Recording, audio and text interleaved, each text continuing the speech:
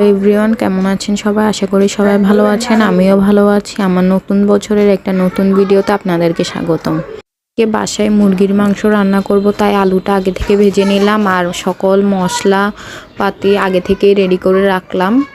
চুলায় কড়াই বসিয়ে তেল গরম করতে দিলাম। তেলটা যখন গরম হয়ে গেল তখন তেজপাতা, গোটা গরম মশলা, পেঁয়াজ দিয়ে অনেকক্ষণ ধরে ভেজে নিলাম। পেঁয়াজটা যখন নরম হয়ে গেল তখন আমি সকল প্রকার বাটা মশলা দিয়ে অনেকক্ষণ নাড়াচাড়া করেছি।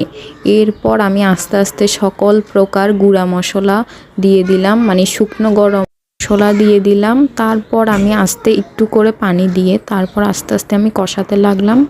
মশলাটা যখন কষে গেল তখন হচ্ছে যে আমি আজকে হচ্ছে যে আমি কাঁচা মুরগির মাংসটাই রান্না করব কষিয়ে। সব সময় হচ্ছে যে আমি আলুর মতো করে মুরগির মাংসটাকেও আগে ভেজে নিই, কিন্তু আজকে কাঁচাই রান্না করব।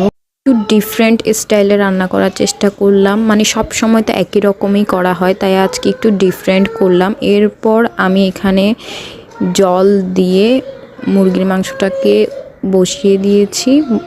এরপর এটা হচ্ছে মুরগির মাংসের ফাইনাল লুক। দেখতে কিন্তু অনেক সুন্দর হয়েছে।